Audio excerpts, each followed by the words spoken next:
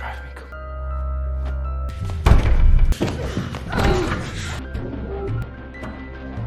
Film की शुरुआत Richard नाम के एक बेहद अमीर आदमी से होती है। वह अपनी गर्लफ्रेंड जेन को प्राइवेट हेलीकॉप्टर से रेगिस्तान के बीच बनी एक आलीशान विला में लेकर आता है। दोनों वहां छुट्टियां मनाने वाले होते हैं। जेन एक मशहूर सुपरमॉडल होती है। विला पहुंचने के बाद पायलट रिचर्ड को कुछ गोलियों का एक छोटा पैकेट देता है और वहां से चला जाता है। अगली सुबह जेन संगीत सुनते हुए पानी पी रही होती है। तभी उसे शीशे के दरवाजे के बाहर एक अनजान आदमी खड़ा दिखाई देता है। वह घबराकर रिचर्ड को बुलाती है। वह दरवाजा खोलकर उसे अंदर बुला लेता है। कुछ ही देर में एक दूसरा लंबा और ताकतवर आदमी भी वहां पहुंच जाता है। पता चलता है कि दोनों रिचर्ड के बिजनेस पार्टनर हैं। रिचर्ड जेन को सिर्फ अपनी दोस्त बताता है। स्टैन पहले से जानता होता है कि रिचर्ड शादीशुदा है, इसलिए वह समझ जाता है। जेन नहाने का बहाना करके वहाँ से चली जाती है। उसके जाते ही दोनों की नजर उस पर टिक जाती है। स्टैन मेज पर रखा उसका आधा खाया हुआ सेब उठा लेता है। उसकी हरकत से साफ लगता है कि वह जेन को भी अपनी पसंद की एक चीज समझ रहा है। दूसरी तरफ जेन को लगता है कि इन अमीर लोगों से करीबियां बढ़ाकर वह अपने स्टार बनने के सपने को पूरा कर सकती है। रात तक चारों लोग साथ बैठकर शराब पीते हैं। रिचर्ड के अंदर जाते ही स्टैन जेन के करीब आने लगता है। टेरी दूर से दोनों को देख रहा होता है। जेन भी स्टैन की दिलचस्पी को पूरी तरह नजरअंदाज नहीं करती, क्योंकि उसे पता है कि स्टैन भी काफी अमीर है। इसी दौरान टेरी की नजर उस पैकेट पर पड़ती है जो पायलट ने रिचर्ड को दिया था। वह उसे लेने वाला होता है, लेकिन रिचर्ड तुरंत रोक देता है। वो बताता है कि इन गोलियों का असर बेहद शक्तिशाली है और ये इंसान की सोच और देखने का तरीका बदल सकती है। इसके बाद वह गोलियां जेन को संभाल कर रखने के लिए दे देता है। जेन उन गोलियों को अपने गले के पेंडेंट में छिपा देती है और वापस पूल के पास आ जाती है। शराब के असर के बीच वह संगीत पर डांस करने लगती है और स्टैन को भी अपने साथ बुला लेती है। दोनों के बीच नजदीकियां बढ़ने लगती हैं, लेकिन जेन का असली मकसद रिचर्ड का ध्यान भी अपनी तरफ बनाए रखना होता है। शुरुआत में रिचर्ड शांत रहता है, लेकिन जब स्टैन जरूरत से ज्यादा करीब आने लगता है तो उसका गुस्सा बढ़ जाता है। वह अचानक पार्टी रोकता है और जेन को अपने साथ अंदर ले जाता है। अगली सुबह जेन की आंख खुलती है तो रिचर्ड वहाँ नहीं होता। बाहर स्टैन मौजूद होता है। वह सनस्क्रीन लगाने के बहाने फिर से उसके करीब आने की कोशिश करता है। वो बताता है कि रिचर्ड जरूरी काम से बाहर गया है और सुबह भर वापस नहीं आएगा। अब विला में कुछ समय के लिए सिर्फ जेन और स्टैन होते हैं। स्टैन पिछली रात के डांस को जेन की तरफ से मिले संकेत के रूप में ले चुका होता है, लेकिन जेन उसके इरादे समझ जाती है और साफ मना कर देती है। वह अपना सामान पैक करके वहाँ से जाने का फैसला करती है। जेन का इनकार स्टैन के घमंड को चोट पहुँचाता है। कुछ देर बाद जेन नहाकर बाहर आती है तो उसे पता चलता है कि स्टैन दरवाजे के पीछे उसका इंतजार कर रहा था। वह उसके पास बैठकर अपना बिजनेस कार्ड देता है और भविष्य में संपर्क करने के लिए कहता है। जेन रिचर्ड के दोस्त को नाराज नहीं करना चाहती, इसलिए कार्ड ले लेती है, लेकिन जब वह दोबारा उसे मना करती है तो स्टैन अपना संयम खोने लगता है। तभी कमरे का दरवाजा खुलता है और टेरी सामने खड़ा दिखाई देता है। वह पूरी स्थिति समझ जाता है। स्टैन उसे दरवाजा बंद करके जाने का इशारा करता है। टेरी बिना कुछ कहे दरवाजा बंद कर देता है और टीवी की आवाज तेज कर देता है। दोपहर तक रिचर्ड वापस लौट आता है। विला में आते ही उसे माहौल कुछ अजीब लगता है। कमरे में जेन को रोते हुए देखकर वह तुरंत समझ जाता है कि कुछ गंभीर हुआ है। वह बाहर जाकर स्टैन से भिड़ जाता है। कुछ देर बाद जेन शारीरिक और मानसिक रूप से टूटकर सो जाती है। जब उसकी आंख खुलती है तो उसे लगता है कि रिचर्ड ने उसे घर भेजने के लिए हेलीकॉप्टर बुला लिया होगा, लेकिन इसके बजाय रिचर्ड उसे एक बैंक अकाउंट की जानकारी देता है जिसमें बड़ी रकम मुआवजे के तौर पर भेजी जा चुकी होती है। फिर वह साफ कहता है कि जेन आज हुई पूरी घटना को भूल जाए। रिचर्ड की बात सुनकर जेन पूरी तरह टूट जाती है। वह उसका फोन उठाकर धमकी देती है कि अगर उसे तुरंत घर नहीं भेजा गया तो वह उसकी पत्नी को सब कुछ बता देगी। यह सुनते ही रिचर्ड अपना आपा खो देता है और उसे अपमानित करते हुए साफ कर देता है कि उसकी नजर में जेन की कोई असली अहमियत नहीं है। जेन दर्द की परवाह के बिना विला से बाहर भागती है। तीनों आदमी उसके पीछे दौड़ पड़ते हैं। कुछ दूर जाकर उसके सामने एक ऊंची खाई आ जाती है। पीछे रिचर्ड और उसके साथी तेजी से करीब पहुंच रहे होते हैं। जेन समझ जाती है कि अगर वह दोबारा उनके हाथ लगी तो बचना मुश्किल होगा। रिचर्ड उसके पास पहुंचकर अचानक माफी मांगने का दिखावा करता है। वह कहता है कि उसने गुस्से में अपना आपा खो दिया था और अब तुरंत हेलीकॉप्टर बुलाकर उसे घर भेज देगा। लेकिन जेन के सामने अब सिर्फ एक सवाल होता है, क्या वह इस आदमी पर दोबारा भरोसा कर सकती है? जेन कुछ पल के लिए रिचर्ड की बातों पर भरोसा कर लेती है, लेकिन जैसे ही वह थोड़ा शांत होती है, रिचर्ड अचानक उसे खाई से नीचे धक्का दे देता है। जेन सीधे जमीन पर नहीं गिरती क्योंकि नीचे मौजूद एक सूखे पेड़ की शाखाएं उसका गिरना रोक लेती हैं। लेकिन एक नुकीली शाखा उसके पेट में बुरी तरह फंस जाती है। ऊपर खड़े स्टैन और टेरी यह देखकर घबरा जाते हैं। रिचर्ड को लगता है कि जेन अब जिंदा नहीं बची होगी। वह दोनों को सख्त चेतावनी देता है कि इस घटना के बारे में किसी को कुछ नहीं बताना है। तीनों तय करते हैं कि पहले विला लौटकर जेन का सामान नष्ट किया जाएगा। इसके बाद रात में जरूरी सामान लेकर नीचे आकर सबूत मिटा दिए जाएंगे। उधर जेन बेहोश होकर पेड़ पर फंसी रहती है। उसके खून की वजह से चींटियां उसके घावों तक पहुंच जाती हैं और तेज दर्द से उसे दोबारा होश आ जाता है। उसे एहसास होता है कि वह शाखा में बुरी तरह फंसी है और हिल भी नहीं पा रही। तभी उसे पास पड़ा एक लाइटर दिखाई देता है। वह ईयरफोन की तार की मदद से धीरे धीरे उसे अपनी तरफ खींचती है। काफी कोशिश के बाद लाइटर उसके हाथ लग जाता है। वह नीचे सूखी घास और टहनियों में आग लगा देती है। आग फैलने के साथ वह पूरी ताकत से अपने शरीर को हिलाती है और आखिरकार शाखा टूट जाती है। जेन आजाद तो हो जाती है, लेकिन उसके पेट में फंसी शाखा अभी भी उसकी हालत बेहद गंभीर बनाए रखती है। इसी दौरान उसे दूर से इंजन की आवाज सुनाई देती है। जेन समझ जाती है कि रिचर्ड और उसके साथी सबूत मिटाने वापस आ गए हैं। वह खड़ी नहीं हो पाती, इसलिए दर्द सहते हुए धीरे धीरे खाई के नीचे रेंगने लगती है। जब तीनों खाई के किनारे पहुंचते हैं तब तक जेन उनकी नजर से दूर जा चुकी होती है। वहाँ सिर्फ राख देखकर स्टैन घबरा जाता है। वह रिचर्ड से हेलीकॉप्टर बुलाकर जेन को बचाने के लिए कहता है, लेकिन रिचर्ड किसी भी तरह पीछे हटने को तैयार नहीं होता। वह इस मामले को पूरी तरह खत्म करना चाहता है ताकि कोई सबूत बाकी न रहे। रात तक तीनों घाटी के निचले हिस्से में पहुंच जाते हैं। वहाँ उन्हें जमीन पर खून के निशान दिखाई देते हैं। उन्हें लगता है कि घायल होने की वजह से जेन ज्यादा दूर नहीं जा पाई होगी, लेकिन नदी के किनारे पहुंचते ही खून के निशान अचानक गायब हो जाते हैं। मजबूर होकर वे अलग अलग दिशाओं में उसकी तलाश शुरू कर देते हैं। उसी समय जेन नदी के रास्ते आगे बढ़ रही होती है। इंजन की आवाज सुनते ही वह तुरंत पानी में छिप जाती है। काफी देर बाद जब सब शांत हो जाता है तो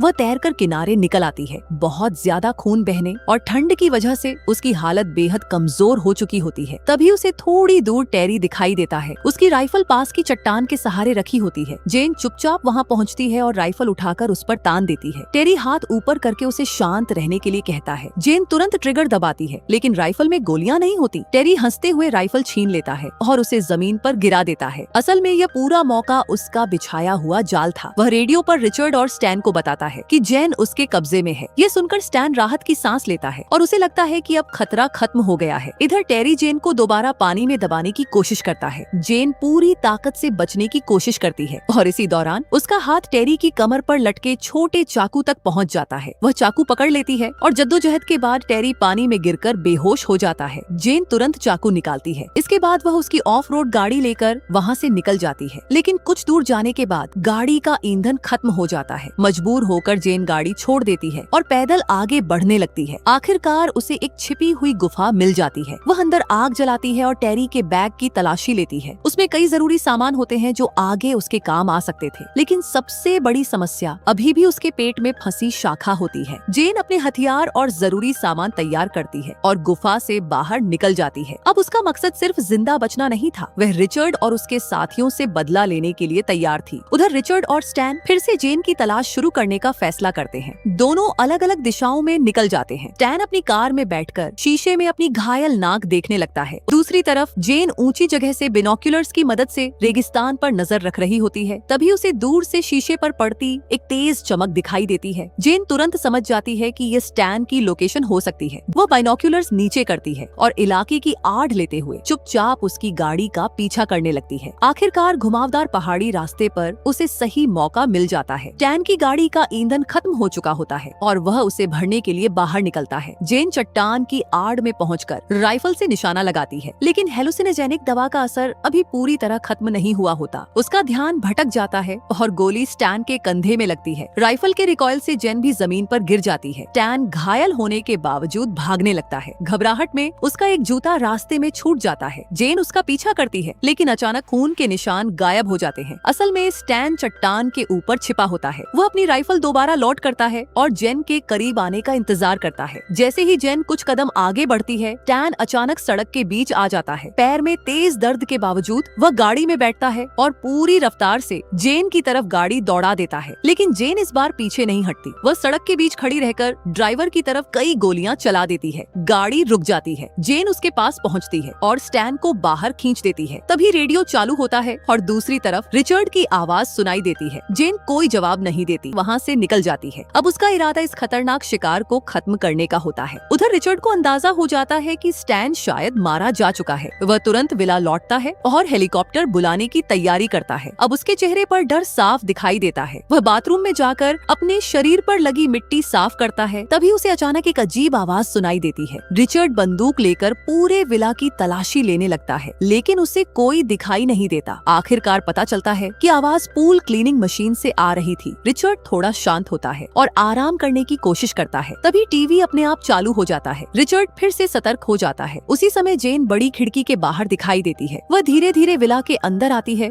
और उसके पीछे खून के निशान छूटते जाते हैं। अब वह पूरे विला में रिचर्ड को तलाश रही होती है। जेन वापस लिविंग रूम की तरफ आती है तो हॉलवे के पास अचानक रुक जाती है। रिचर्ड दीवार के पीछे छिपकर उसका इंतजार कर रहा होता है, लेकिन जेन को उसकी मौजूदगी का अंदाजा हो जाता है। वह चुपचाप पीछे हटती है और दूसरी तरफ से घूमकर पलटवार की तैयारी करती है। उधर ज्यादा खून बहने की वजह से रिचर्ड को चक्कर आने लगते हैं। वह अपने घाव पर प्लास्टिक रैप लपेटकर खून रोकने की कोशिश करता है, लेकिन इसी दौरान उससे आवाज निकल जाती है और उसकी जगह का पता चल जाता है। जेन तुरंत आगे बढ़ती है और रिचर्ड के घायल हिस्से पर चाकू से वार करती है। उसकी पकड़ कमजोर पड़ते ही जेन खुद को छुड़ा लेती है। इसके बाद वह जमीन पर पड़ी हंटिंग राइफल उठा लेती है। आखिरकार यह खतरनाक रिवेंज हंट खत्म हो जाता है। जेन कुछ पल के लिए जमीन पर गिरती है, लेकिन फिर अपनी बची हुई ताकत जुटाकर खड़ी होती है और विला से बाहर निकल जाती है।